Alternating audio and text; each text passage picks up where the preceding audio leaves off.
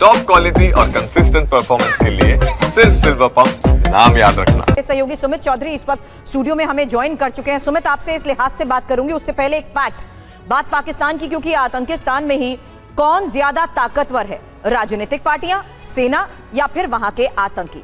अब strategic foresight group ने जो रिपोर्ट पेश की है उसके मुताबिक साल 1950 में राजनीतिक दल सबसे ज्यादा पावरफुल होते थे, फिर सेना और आतंकी सबसे निचले पायदान पर थे, लेकिन 1960 के दशक में सेना सबसे ज्यादा ताकतवर हो गई और फिर 1970 से 75 में एक बार फिर राजनीतिक दलों का दबदबा बढ़ा।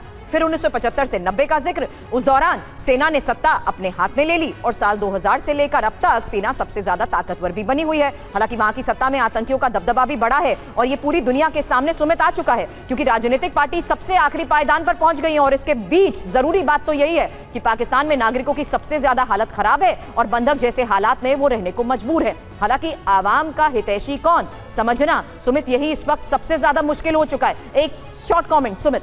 देखिए, बिल्कुल अवाम का हितैषी खुद अवाम है, इसलिए अवाम वहाँ पर ज़्यादातर आप देखेंगे रहना नहीं चाहती। अभी भी हमने जो आप कह सकते हैं सिचुएशन देखी कि पाकिस्तान आर्मी की लगातार गिरती क्रेडिबिलिटी ही इस पूरे कन्फ्लिक्ट का एक बेसिक या फिर एक मेन एम रहा है। और यही वजह है कि पाकिस्तान आर्मी की जो आप कह सकते हैं जो अपने आप को कंसोलिडेट करने के लिए या फिर अपने आप के वजूद को दोबारा से रिवाइव करने के लिए ये सारी कॉन्स्पिरेसी रची गई। अभी इंपॉर्टेंट यह है कि पाकिस्तान की अवाम आप देखिए त्रस्त है, लगातार परेशान हो रही है, लेकिन पाकिस्तान के जनरल्स अभी भी उसी लाइफस्टाइल में जीते हैं। अभी एक आंकड़ा सामने आया था जिसमें फॉल ऑफ शेम दिखाया गया था, जिसमें बताया गया था पाकिस्तान आर्मी के कितने बड़े जनरल्स की प्रॉपर्टीज बाहर है। और ये हमेशा होता आया कि पाकिस्तान आर्मी के जनरल्स हमेशा अपने देश अपनी पोजीशन से रिटायर होते ही विदेश भाग जाते हैं। उसका बेसिस भी यही है कि पाकिस्तान आर्मी के जनरल्स हमेशा कंट्रोल करते हैं उनकी फोर्सेस या फिर उनके आप कह सकते हैं खजाने को, शायद इसी वजह से वहां के लोग ज्यादा त्रस्त रहते हैं। बिल्कुल, और 1950 से लेकर 2020 तक का ये जो पूरा चार्ट हमने